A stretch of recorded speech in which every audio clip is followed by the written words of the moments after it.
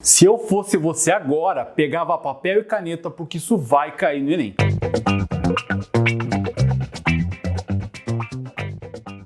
Eu estou aqui agora para trabalhar com vocês conceitos geográficos baseados na geologia e na geomorfologia. Bom, Silvestre, o que é a geologia e a geomorfologia? Basicamente, você já deve ter lido aquele livro. Se você não leu, se liga, tem que ler. O Pequeno Príncipe, já, né? Já deve ter assistido, já deve ter lido. E aí mostra justamente lá um momento em que aparece um desenho que parece um chapéu. E aí o Pequeno Príncipe lá fala que aquele desenho só vê um chapéu quem não é puro de coração, porque na verdade é uma jiboia que engoliu um elefante. Galera, essa metáfora que eu coloquei para vocês agora explica o que é geologia e geomorfologia. A geologia vai mostrar a estrutura, ou seja, o elefante dentro dessa jiboia. Agora, se você vai entender a geomorfologia, que é a forma com que ela tem, você vai estudar o chapéu. Basicamente, é esse esquema. Na geologia, vamos entender a estrutura da rocha, vamos entender a estrutura da terra. A geomorfologia vai entender as formas que o relevo tem. E eu vou tentar passar nessa hora que vamos estar aqui com vocês, justamente esse esquema, qual é a diferença de um, qual é a diferença do outro. Fechou? Entendido? Perfeito? Tenho certeza aqui é Gabarito Enem, é Gabarita Já, o professor Silvestre, mandando bem para você arrebentar no Enem. Ah, rimou. Olha só, galera, geologia é o estudo da estrutura do relevo do planeta Terra, como eu falei para vocês, e nesse sentido, nós vamos ter que começar a entender a estrutura interna da Terra. Caramba, o que é a estrutura interna da Terra? A forma com que a Terra é internamente, galera. Vamos lá. Se a gente levar em consideração, vocês estudaram lá no ensino médio, no primário, no ensino fundamental 2, que a Terra é dividida em 3 partes, a parte interna, a estrutura interna. Crosta, manto e núcleo, certo? Mas agora, Silvestre, como é que a gente sabe disso? Se nunca ninguém foi até lá e descobriu isso. Sim, porque a maior perfuração que o planeta Terra já aconteceu lá na antiga União Soviética, no chamado Poço Superprofundo de Kola. A maior perfuração aconteceu em 12 mil metros. Galera, é calculado, aí geocientistas já fizeram esse cálculo, que o raio da Terra é de 6.500 quilômetros, ou seja, essa perfuração que a humanidade fez não causou nem cócega na crosta, quanto mais do resto que tem lá dentro. Mas através de diversas outras coisas e diversos outros elementos, nós conseguimos perceber e entender modelos da estrutura interna da Terra. A começar, galera, temos 2 tipos de modelos da estrutura interna. Temos o modelo geoquímico e temos o modelo geofísico. O modelo geoquímico, ele vai organizar a crosta dividida em 2 partes. A crosta oceânica, ou seja, uma crosta mais fina, uma crosta mais frágil, uma crosta que tem o oceano em cima, então ela vai ter uma pequena espessura. Enquanto que temos a crosta continental. A crosta continental ela já vai ter uma espessura maior, ela vai ter aí uma grossura muito maior. Nesse sentido, então, temos a crosta dividida em oceânica e continental. Logo em seguida, nós vamos ter o manto superior, sim, aquela parte onde vamos ter ali o magma de maneira pastosa, de maneira malemolente, que vai fazer o quê? Que vai dar origem àquelas erupções vulcânicas, tal como nós conhecemos, vai dar origem ao derramamento aí de lava que vai acontecer na superfície. Sim, galera. E nesse sentido, vamos ter toda essa massa pastosa. Agora, existe um momento em que passa de um para outro, onde vamos ter uma área de descontinuidade, onde vai ser uma área de transição. Presta atenção nesse nome. O nome dessa descontinuidade chama-se descontinuidade de Mohorovičić. Sim, Mohorovičić. Caramba, professor, que nome complicado. Sim. Então vamos entender morro. Beleza? M-O-H-O. Morro. Fechou? Entendido? Claro que você entendeu. É Gabarito Enem, é Gabarita Gel. Olha só. Vamos entender aqui, galera. Essa é a parte de descontinuidade chamada de descontinuidade de morro ou de Mohorovičić. Enfim.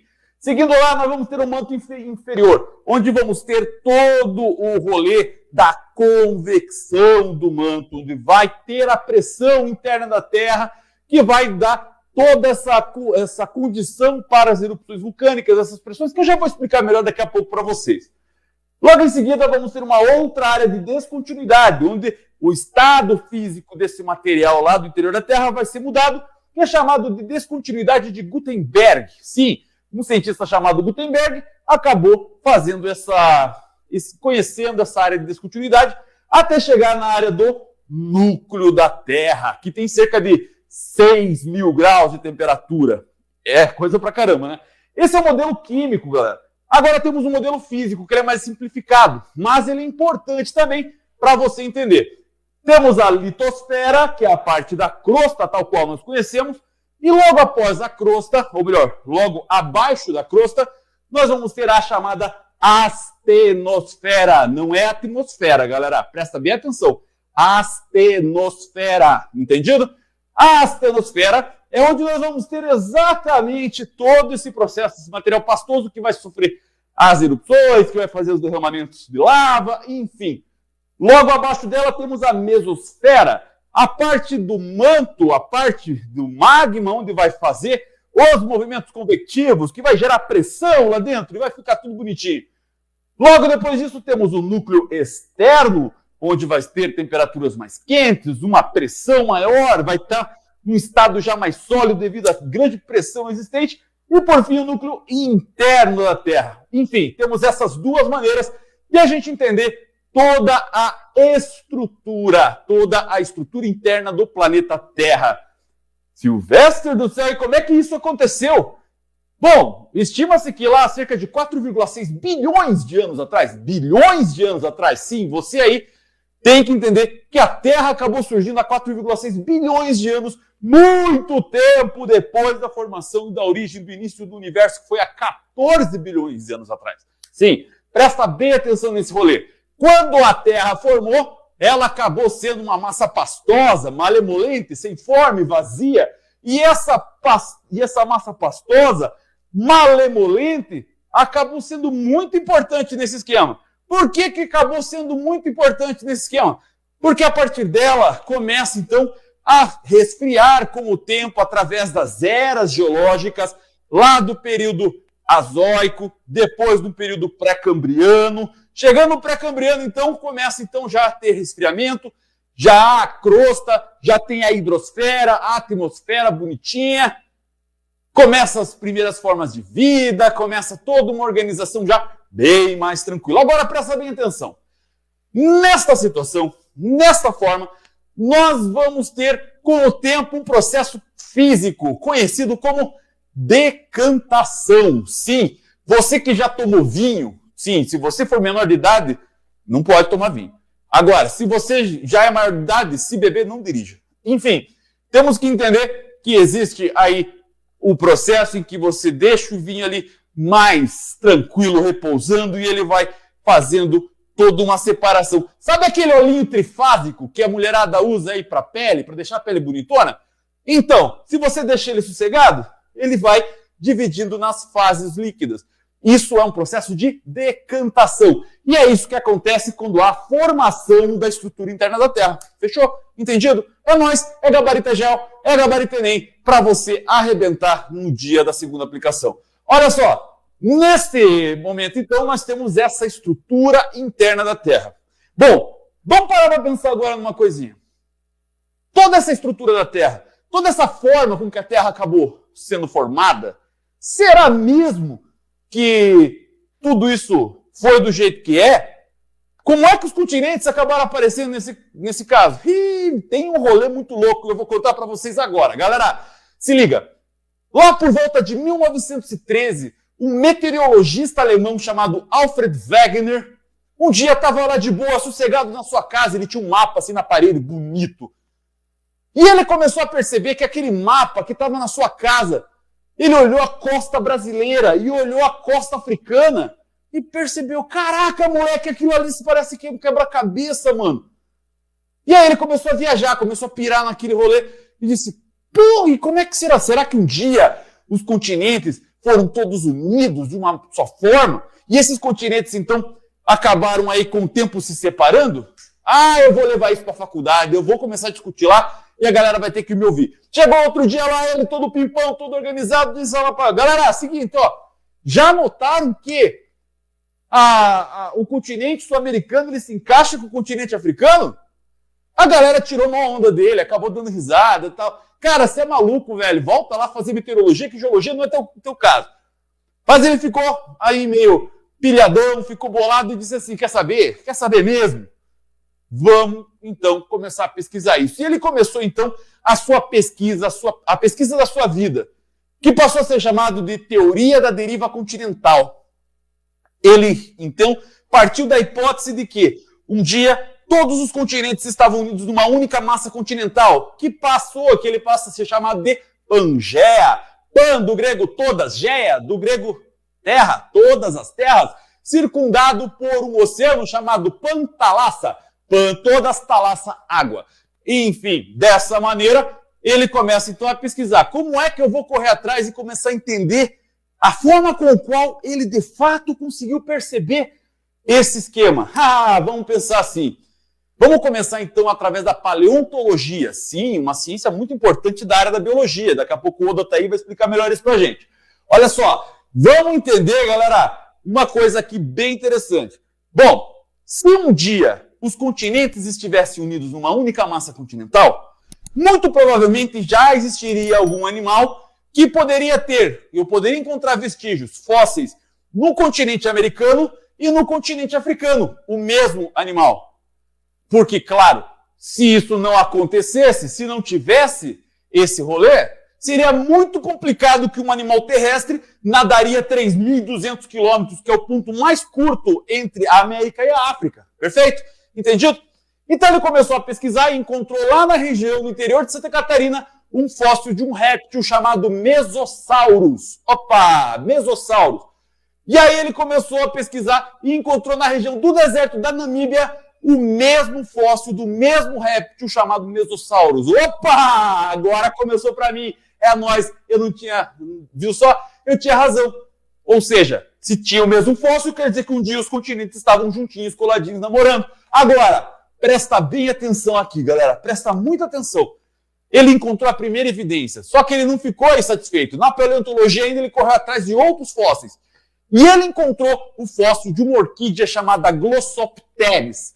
Glossopteris. Encontrou essa mesma orquídea na América do Sul, na África, na Índia, na Oceania e na Antártida. Sim, em todos os continentes. Ou seja, se essa orquídea um dia estivesse nesse lugar, em todos esses lugares é porque um dia todos esses continentes estavam unidos numa única massa continental. Dessa maneira, então, ótimo. Paleontologia ficou de boa. Eu consegui provar, mas ainda só uma ciência vai ficar meio ruim. Vamos para a paleoclimática agora, que é o estudo de climas antigos. E ele percebeu que em lugares onde existia climas tropicais, acabava até então tendo características desérticas, características glaciais. Mas caramba, como assim? Começa a expandir a mente. Por quê? Porque aí, galera, aí eles começam a sacar de fato como é que as coisas acabaram funcionando.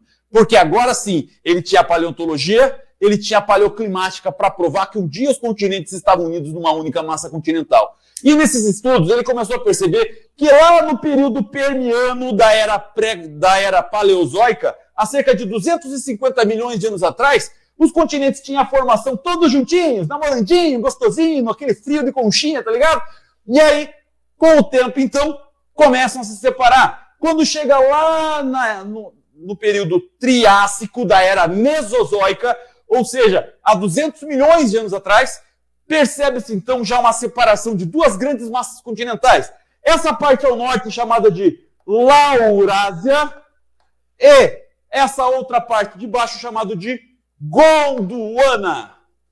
Ótimo, então ele já percebe que tem uma separaçãozinha aí, mas o tempo vai passando e lá no período Jurássico da era Mesozoica, cerca de 135 milhões de anos atrás, percebe-se então que essa Laurásia começa a separar uma porção que mais futuramente viria a ser a América do Norte. A parte aqui da Eurásia, a África e a América começam a se separar, dando origem àquele formato que começou toda aquela viagem do alemão lá do Alfred Wegener, assim como também a Índia começa a se desconectar aqui, vai entrar em choque com o continente asiático, dando origem à Cordilheira do Himalaia, sim, ela mesmo, onde está o Everest, e toda a parte aqui do continente da Antártida e a Oceania também separado. Lá no período Cretáceo, ainda da Era Mesozoica, cerca de 65 milhões de anos atrás, nós temos já os continentes numa configuração mais ou menos parecida com aquela que nós temos hoje. E hoje, mais precisamente aí por volta de 10 milhões de anos atrás, acaba tendo a formação tal qual nós conhecemos hoje, galera. E ele chegou lá todo pimpão depois, o alemão, na faculdade, e começou a provar para geral, e tirando onda, e disse, aí ó, viu só, eu não falei que isso aqui era tudo unido e depois separou? Tá aí ó, provei para você. Mas daí chegou um pentelho de um aluno que estava assistindo a palestra, levantou a mão e disse assim, professor, tudo bem, eu entendi que um dia os continentes estavam unidos e se separaram. Mas agora, que força fez? Qual foi a força que fez os continentes se moverem? Aí o professor ficou pensando, não sei. E aí então eu vou ter que voltar a pesquisar. Só que aconteceu uma coisa muito importante nesse caminho. Ele faleceu, morreu, partiu dessa para melhor, escafedeu-se. Só que aí nesse rolê, gente, o que acaba acontecendo? 30 anos se passa isso, ele morreu em 1930, em 1950, 1960, lá nos Estados Unidos, começa então a retomada desses estudos. Dois americanos chamados Robert Palmer e Donald Mackenzie, eles começam então a pegar todas aquelas ideias que existia lá da teoria da deriva continental e começam a pesquisar, mas como é que isso tudo aconteceu? E começam então a fazer estudos, e aí já tinha uma tecnologia muito mais avançada para essa época. E essa tecnologia muito mais avançada, galera, presta bem atenção no que está acontecendo agora. Nessa tecnologia muito mais avançada, eles conseguem perceber e estudar o fundo dos leitos oceânicos. Sim, galera! E eles começam a perceber que existiam momentos, pontos no leito do oceano, em que as rochas eram muito mais recentes, muito mais novas, do que próximo dos continentes. Ou seja, dava a entender que a rocha vinha, se resfriava e empurrava. Vinha, entrava e empurrava, fazendo um movimento. E aí ele começou a perceber, voltando lá naquela ideia da estrutura interna da Terra, e eles perceberam então que essa área, chamada de mesosfera ou manto inferior, existe um movimento ali, chamado movimento convectivo. Como assim? Lá na física nós temos o tal do movimento convectivo. O fluido está quente, ele perde densidade, vai chegar lá perto da superfície, ele se esfria, aumenta a sua densidade e volta. Então ele vai fazer esse movimento circular. E esse movimento circular gera pressão. Até então a Terra, a crosta da Terra, era homogênea. Era como se fosse uma panela de pressão, só que sem o pino. Vocês já pararam para pensar o que seria uma panela de pressão sem um pino? 15 minutos no fogo, o que ia acontecer? Pau! Ia explodir. Ia gerar um monte de problemas aí. Certo? Entendido? Claro que você entendeu. Agora presta bem atenção aqui, galera. Olha só. Nesse esquema, acabou acontecendo, então, que o aumento da pressão do manto acabou rompendo a crosta e formando grandes fragmentos da crosta terrestre que passamos a chamar, ou melhor, que Robert Palmer e Donald Mackenzie passam a chamar de placas tectônicas. Então, como é que isso acabou acontecendo? Como é que isso acabou gerando? Gente, ele começou a perceber, então, que cada pedaço dessa crosta terrestre, que ele passou a chamar de placa tectônica, se movimentava. E movimentava em 3 padrões de movimentos diferentes. O primeiro deles, ele passou a chamar de movimentos divergentes. Quando as placas elas se afastam uma da outra. A pressão do magma acaba entrando aqui nesse vão, gera pressão e empurra essas placas uma para cada lado, dando origem, então, à separação continental, lá da deriva continental do alemão, lá que eu tinha falado para vocês. Sacou? Entendeu? Claro que você entendeu. Agora, vamos lá. Do outro lado, quando existia aquele momento em que as placas estavam sendo atraídas uma para a outra, coladinha, juntando, bonitona ali, o que vai acontecer? Vamos ter um movimento convergente. O movimento convergente, então, uma placa vai entrar em contato com a outra. E nessa pressão, nessa formação, nesse junção, nesse acúmulo de energia, uma placa vai dobrar e vai dar origem às montanhas, às cordilheiras, e a outra vai afundar e vai pro manto. Dessa maneira, então, temos o movimento convergente e temos o terceiro padrão de movimento, que é o movimento transformante. Quando eles não estão nem se separando e nem se juntando, mas estão uma esfregando lateralmente a outra, formando aquilo que nós chamamos de fossas tectônicas ou de falhas tectônicas, como existe lá na região do Golfo do México, ou melhor, na região da Baixa Califórnia, na região da própria Califórnia, que temos lá a falha de San Andreas, ou falha de Santo André, por exemplo. Enfim, bem bacaninha lá. Dá uma pesquisada no Google depois. Agora é hora de você assistir aqui a aula. Enfim, vamos lá, galera. Então temos esse movimento chamado de movimento transformante. Sim, olha que louco, galera.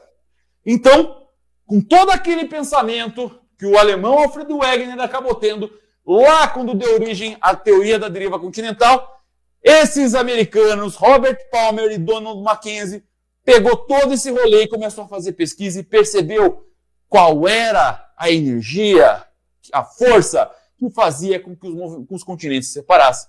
E essa pesquisa deu origem à teoria das placas tectônicas, com o qual as placas tectônicas nós conhecemos hoje, que acabaram aí, que fazem todos esses movimentos e vão separando os continentes, tal qual nós conhecemos hoje. E, professor, os continentes ainda estão se movendo? Mas é claro, meu querido, existe pressão interna da Terra até hoje. E essa pressão interna da Terra até hoje vai fazer o quê? Vai mostrar para o mundo que existe terremoto, existe vulcão, existe aí falhamento, existe tsunami, vai gerar um rolê danado em tudo isso, galera. E quem sabe um dia vai ter uma outra formação do planeta, talvez há milhões, bilhões de anos. Os continentes não vão ser exatamente como nós estamos vendo hoje, mas, graças a Deus, talvez nós não estaremos lá para ver. Enfim, mas é aí a grande ideia. Entendido até aqui, galera? Claro que você entendeu, né? Sabe por que você entendeu? Porque você está no Gabarito Enem, com o professor Silvestre do gabaritajal.br, que vai fazer você aprender exatamente o esquema da geologia e da geomorfologia. Sim. Galera, continuando aqui, para você entender o esquema.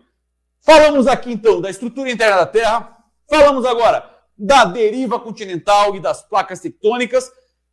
E agora, galera, agora você precisa entender, sim, você precisa entender que tudo isso resulta em rochas. E a geologia nada mais é do que o estudo também das rochas e dos minerais. Afinal, Silvestre, o que é rocha? Rocha é um agregado mineral em estado sólido. Bonito isso, né? Marca aí. Agregado mineral em estado sólido. Eu tenho um mineralzinho, eu tenho outro mineralzinho, eles se juntaram. Virou uma rocha. Ah, Silvestre, rocha é pedra? Não, pelo amor de Deus, pedra é nome popular para rocha.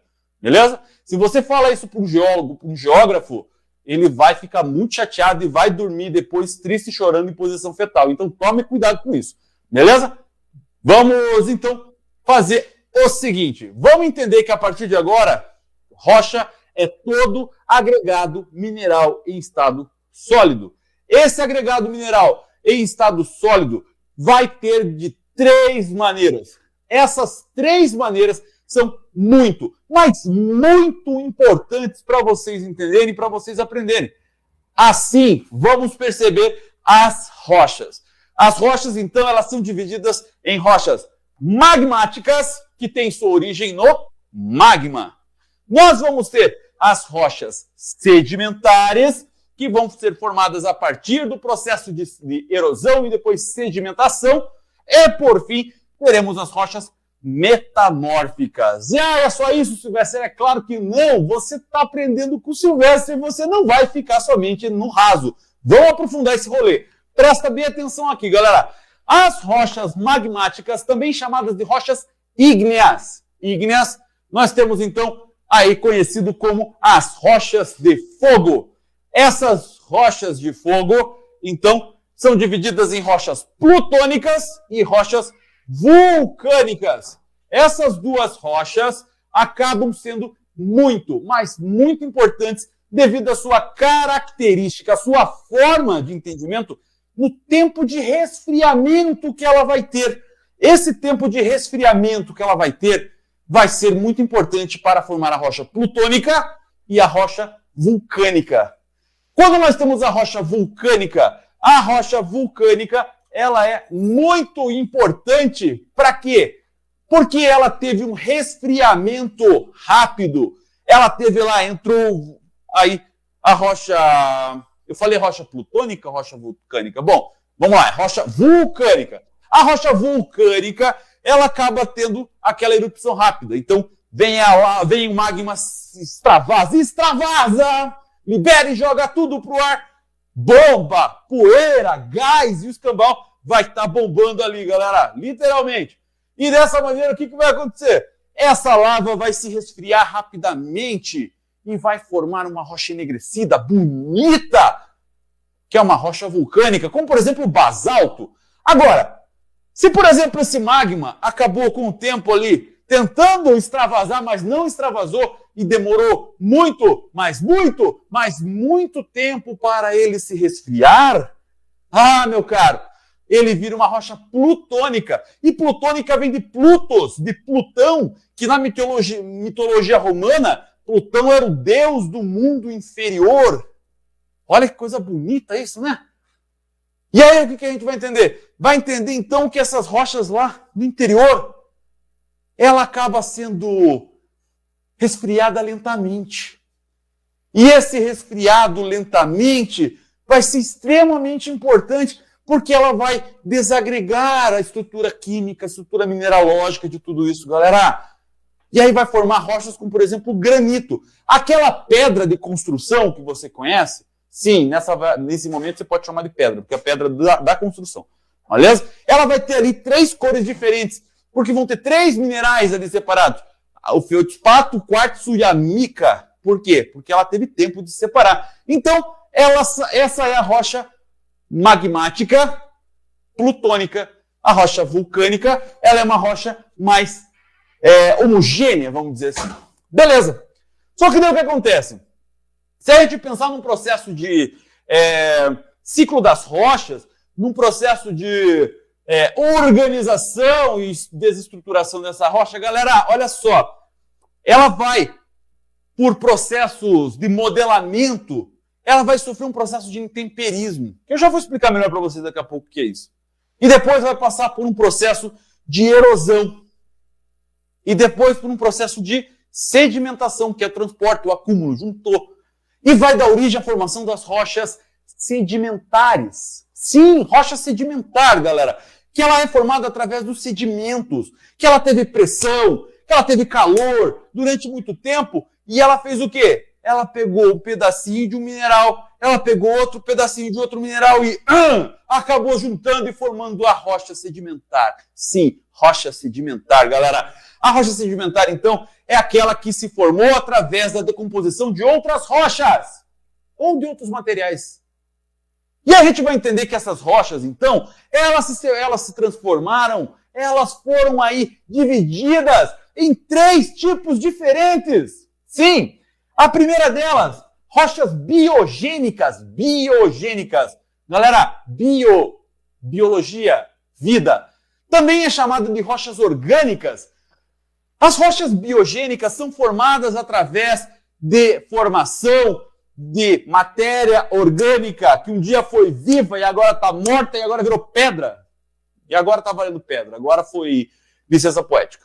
Enfim, nesse caso, então, vamos ter o quê? Vamos ter o carvão.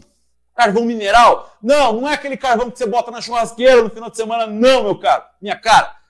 vai ser o carvão mineral, aquele que vai ser usado na termoelétrica, aquela que vai ser usado nas usinas de formação aí de transformação de aço, as siderúrgicas, por exemplo. Enfim, esse sim. Então, além desse, nós vamos ter também o calcário, que é formação através das conchas do mar, formação de muito cálcio existente aí numa região do fundo do mar que acabou dando origem a um tipo de rocha devido à pressão, ao calor, ao longo de muito tempo. Enfim, nesse rolê então, galera, temos as rochas biogênicas, Agora, nós temos outro tipo de rocha também, que são rochas que formam através de reações químicas. Galera, temos rocha que forma através de reação química. E essas rochas acabam sendo chamadas de rochas quimiogênicas. Lembra biogênicas? Agora é quimiogênicas. Se aquela era da biologia, essa agora é da química. Como que ela forma? Ela forma através de reações químicas, seja através da evaporação dos lagos, por exemplo, que um dia tinha água salgada e de repente acabou a água e o salgado acabou ficando, formando rochas de sal. Sim, o sal é uma rocha, galera. Aquele salzinho gostosinho que você coloca na tua batata frita, aquele salzinho que te dá aquela grave hipertensão quando você fica velho, se você comer sal pra caramba. Sim, galera, este sal é uma rocha. Claro que quando você desagrega ele já não é uma rocha, mas quando ele está juntando toda juntinho ali, ele é um agregado mineral. Se ele é um agregado mineral e é sólido, é rocha. Fechou? É nóis. Olha só, galera. Temos as rochas, então, quimiogênicas, como é o caso do sal. Agora, temos também essa mesma formação quando há um processo químico de saturação. Por exemplo, a água fluoretada, que acontece em algumas cavernas. A água vai embora, o flúor fica, acaba se juntando, todo o grãozinho de flúor, um para alto, para cá, outro para cá, outro para lá, e forma a fluorita, por exemplo. É uma rocha bem bonita, inclusive. Dá uma pesquisada no Google depois da aula, beleza? Enfim, rocha quimiogênica. E aí, por fim, nós temos as rochas fisiogênicas. Olha, uma rocha era química, outra era biologia e agora é da física. Por que da física, galera? Porque ela se formou através da agregação de detritos. Detritos! Ou seja, a areia pegou aqui, uma areinha, colocou ali, juntou, colou, grudou, é nóis. E acabou formando essas rochas. Essas rochas fisiogênicas também podem ser chamadas de rochas detríticas. Rochas detríticas. Fechou? Entendido? Enfim, dessa maneira, nós fechamos então as rochas sedimentares. Percebam, galera, as rochas magmáticas divididas em duas, tem origem no magma. Rocha plutônica e rocha vulcânica. Fechou a nós? A rocha sedimentar é subdividida em três. Rocha biogênica, quimiogênica e fisiogênica. Fechou? Entendido, né? Claro que você entendeu. Você está aqui no Gabarito Enem, você está aqui no Gabarito Gel. Olha só. Vamos lá, pessoal, seguindo aqui. Depois disso, nós temos esse processo que vai chegar na metamorfose. Eu prefiro ser essa metamorfose ambulante. Olha só, galera. A metamorfose que acaba acontecendo. A pressão, o calor, tanto da rocha sedimentar quanto da rocha magmática, elas podem evoluir, elas podem transformar em novas rochas, galera. Sim, novas rochas podem estar sendo transformadas. Galera, presta bem atenção nesse rolê. Olha que coisa louca, galera. Essas rochas, elas evoluem. Sim, elas evoluem. Então aquele granito que eu falei para vocês, que é aquela pedra da construção, quando tem pressão, quando tem calor ao longo de muito tempo, acaba formando o quê? O gneiss. Silvestre, onde que tem gneiss? Serra do Mar. O Pão de Açúcar no Rio de Janeiro é um gneiss. Um gneissão, na verdade. Certo? Enfim, nós temos as rochas metamórficas de origem sedimentar? Sim, temos também. Lembra do calcário? Que é aquela rocha que se formou através das conchas do mar?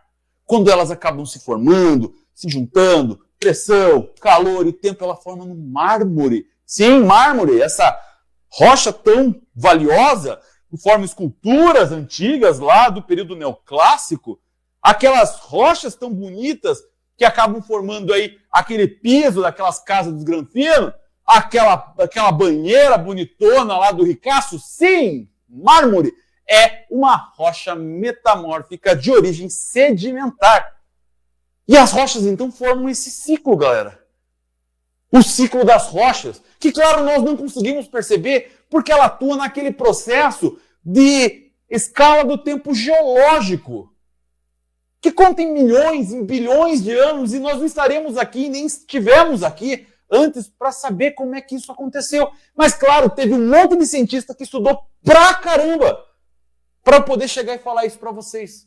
Enfim, dessa maneira, galera, nós vamos ter então esse ciclo das rochas. E aqui eu fecho a parte da geologia.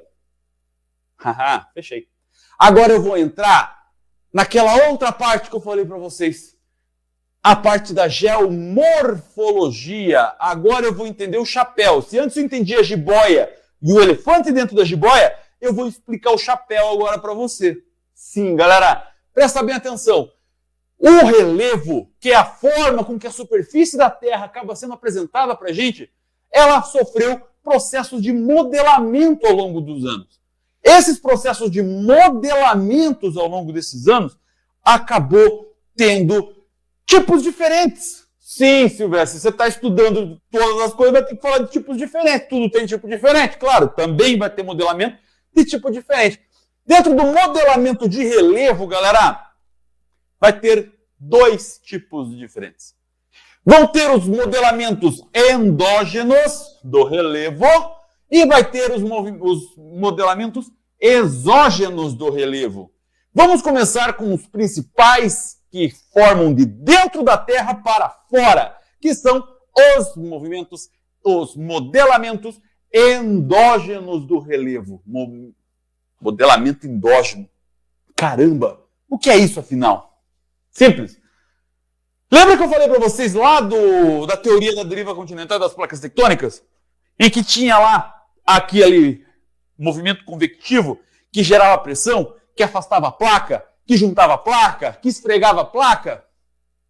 Isso são modelamentos. Modelamento de relevo. Porque através de todos esses processos acabam dando aí formas diferentes para a superfície da Terra, da crosta terrestre.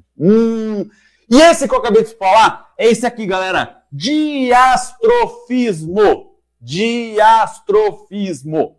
Também conhecido como tectonismo. Sim, quando existe a pressão interna da Terra, que faz com que as placas se separem, se juntem, se esfreguem, formem montanhas, formem falhas tectônicas, se quebrem, cause terremoto. Tudo isso vai ser o diastrofismo. Agora, quando o manto resolve dar aquela pressão forte, aquela pressão gostosa lá dentro e começa a extravasar, entrar em erupção todo aquele magma e depois vira lava, nós não temos o diastrofismo. Nós vamos ter o vulcanismo. Vulcanismo, sim. E vai, quando, obviamente, aquela lava se despejar sobre a superfície, ela vai modelar o relevo também. Então, ela também é um modelador do relevo. Só que ela é um modelo endógeno. Dentro da Terra. Ela muda o relevo de dentro para fora. Manjou, né? Claro que você manjou. Galera, antes de eu continuar, se liga, você que está na TV, você que está na internet, entra lá, @Prof. Silvestre, dá esse print na tela agora e marca nos stories lá, ajuda a gente aí a ajudar vocês, beleza? No gabaritajó.com.br também, se você fizer aí o simulado que nós temos lá, a gente vai dar 3 meses para vocês da nossa plataforma básica para você conhecer o nosso projeto, beleza? Então, presta atenção lá. Galera, olha só, vamos continuar. Se eu falei que esses aqui são modelamentos internos, endógenos, quer dizer então que eu tenho modelamento externo, certo? Claro que eu tenho modelamento externo. E ele é mais comum do que você imagina. Sim, olha só. Nós temos aqui esse trio parada dura aqui muito louco, galera. O intemperismo, a erosão e a sedimentação. O intemperismo, ele é o processo de desagregação das rochas, desagregação dos solos. A desagregação das rochas, a desagregação dos solos, elas são muito, mas muito importantes, galera. Sabe por que eles são importantes? Porque é ele que vai dar origem à formação depois das rochas sedimentares. Lembra daquele ditado bem antigo que diz assim: água mole em pedra dura, tanto bate até que fura. Tenta imaginar esse cenário. A água mole batendo na pedra dura. Puc, puc, puc, puc. A pressão que essa gotinha de água está fazendo ali vai batendo, batendo, batendo. E uma hora ela começa a quebrar a rocha, por isso a micropressão que está acontecendo ali. E vai formar diversos mineraizinhos soltos da rocha. Isso nós chamamos de intemperismo. Intemperismo, certo? Esse intemperismo, galera, então ele é o processo da desagregação. E ele pode ser um intemperismo físico, como esse do impacto, e não só da gotinha d'água batendo na rocha, mas também das ondas do mar batendo nas falésias, batendo nas rochas da costa e se partindo e virando areia da praia. Ou pode ser também um processo de dilatação e de contração das rochas devido à temperatura. Tudo isso é intemperismo físico. Agora nós temos também intemperismos químicos, que dão origem, inclusive, às rochas sedimentares quimiogênicas, que eu falei para vocês agora há pouco. Temos ali a rochinha bonitinha e passa o rio por cima. E passa, e passa, e passa. E aquela rocha ali, ó, o atrito da água, vai liberando os sais. A propósito, galera, você sabia que o mar é salgado não por causa do próprio mar, mas sim por causa dos rios? Sim, são os rios que deixam o mar salgado. Acontece que há milhões e milhões de anos, todo esse processo de intemperismo químico que foi fazendo nas rochas com o rio, acabou levando esses sais para onde? Para o mar. E quando temos o processo do ciclo da água, o que evapora é só a água, o sal fica. Por isso que vai ficando cada vez mais salgado, mais salgado, mais salgado. Daqui a milhões de anos vai ser muito mais salgado o mar do que é hoje. Por quê? Porque está em constante formação esse intemperismo químico. Beleza? Entendido? Além do intemperismo químico, o intemperismo físico, há alguns autores que dizem que existe o tal do intemperismo biológico, que é quando uma planta acaba entrando ali numa rocha, colocando suas raízes, gerando pressão e quebrando as rochas e intemperizando as rochas, mas ela tem o mesmo processo da física. Portanto, o intemperismo biológico também pode ser considerado um tipo de intemperismo físico. Manjou? Entendido? Agora você sabe, porque você estudou comigo, professor Silvestre do Gabarita Gel. Olha só, nesse rolê, galera, acaba tendo então a desagregação das rochas. Agora, as rochas estão lá desagregadas. Quando acontecer que um vento, o rio, o mar, o gelo, passar por ali e levar esses grãozinhos que foram quebrados, que foram meteorizados, que foram intemperizados, vamos ter o processo de erosão. Erosão, galera. A erosão não é a quebra, mas é o transporte desse material. Sim, quando algum meio, a água, o vento, acaba pegando esses mineraizinhos e levando para outro lugar. Quando ele leva para outros lugares, galera, esse sim é que vai ter ali esse esquema. E aí, galera, esse material vai ter que ir para algum lugar. Vai ser depositado em algum lugar. Quando esses mineraizinhos se depositam um em cima do outro, em cima do outro, em cima do outro no lugar, nós chamamos isso de processo de sedimentação, que é a terceira parte do modelamento externo do relevo. Sedimentação.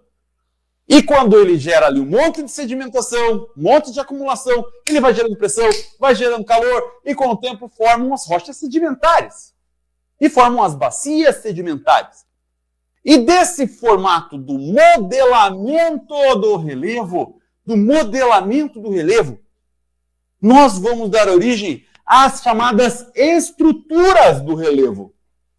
Estrutura de relevo, galera. A estrutura de relevo, elas são de 3 maneiras. Ela vai ser a formação de um dobramento moderno. O que é um dobramento moderno? Lembra que eu falei lá das placas tectônicas que elas têm um movimento que elas se juntam uma com a outra, um movimento convergente? Então, quando ela tem esse movimento convergente, ela vai dobrar o relevo.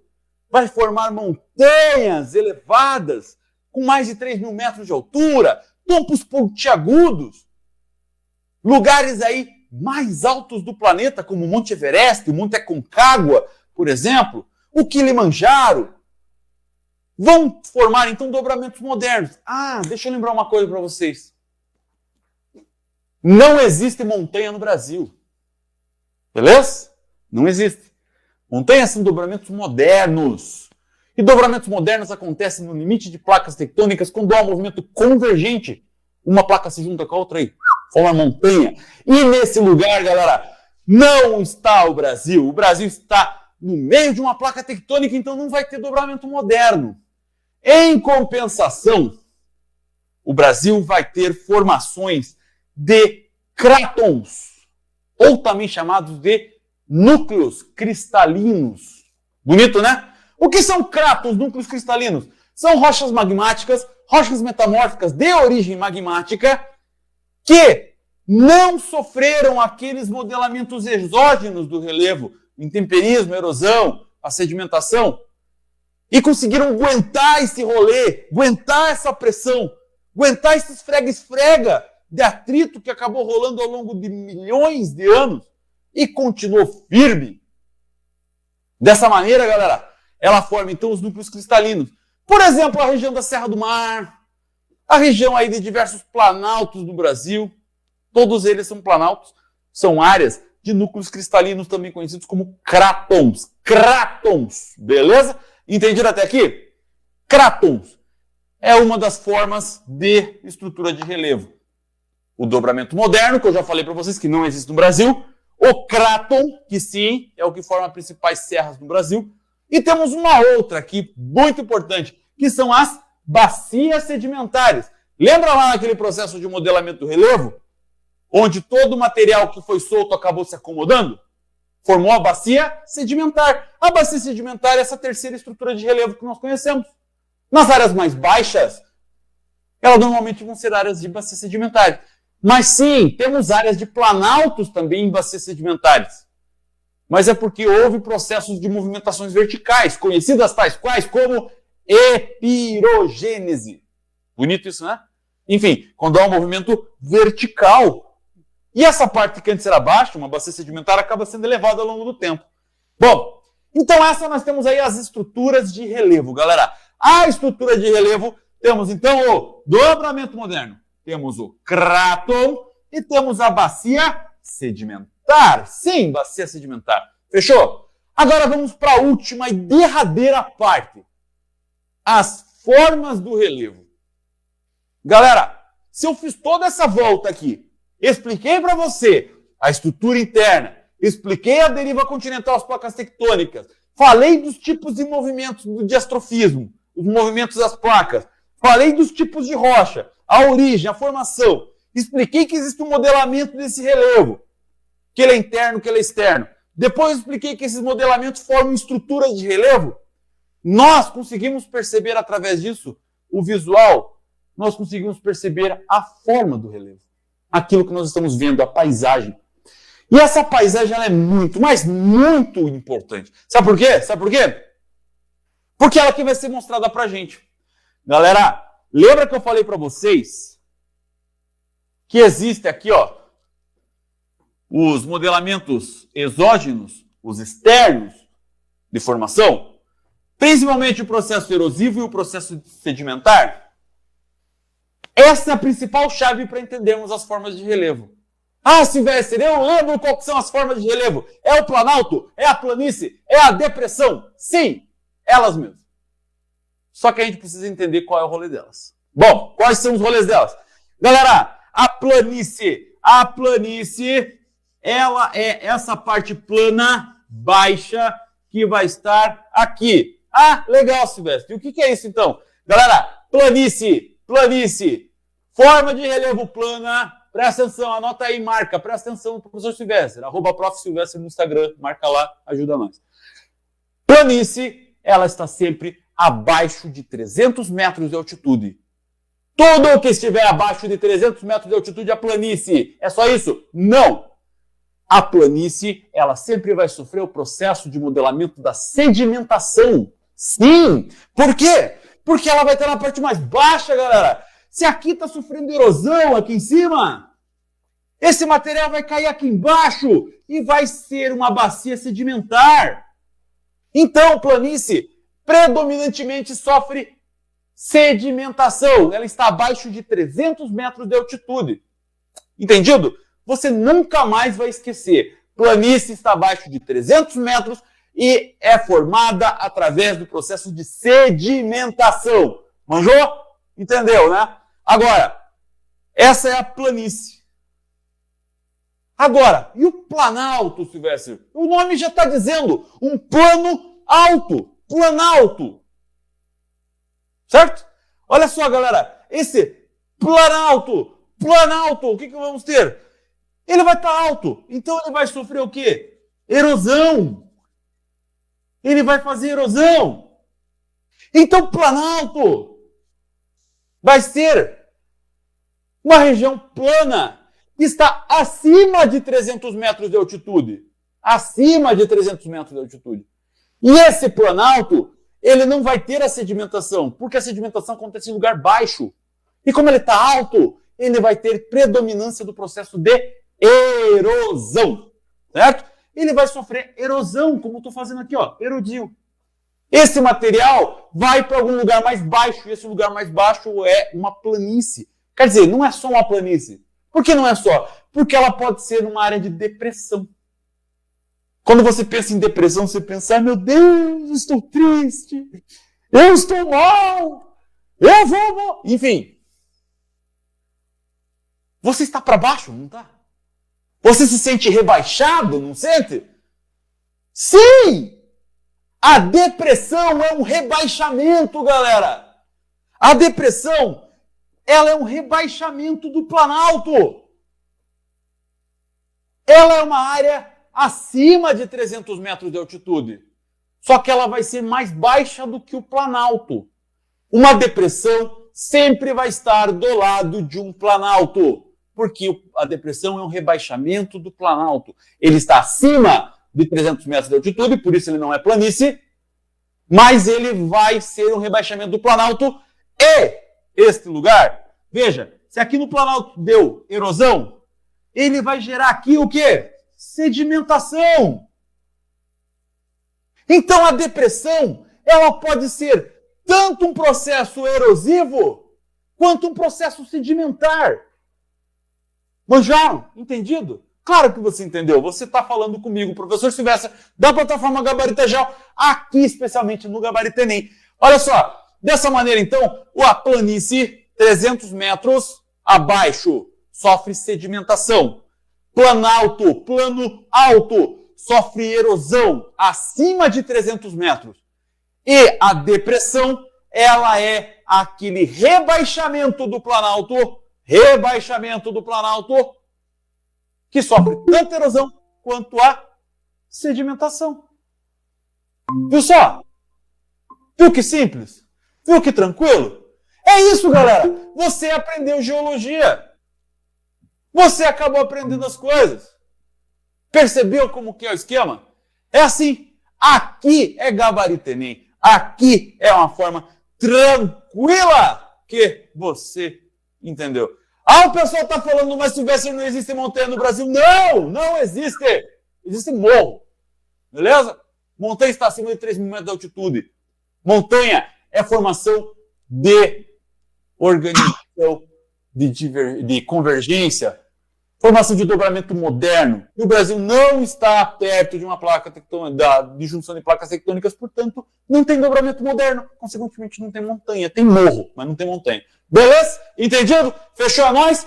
Muito obrigado por vocês terem assistido esta aula até aqui. Muito obrigado por você, meu caro aluno, minha cara aluna que esteve até agora me ouvindo, falando desse monte de macaquice aqui que eu estou fazendo para você mandar bem no Enem.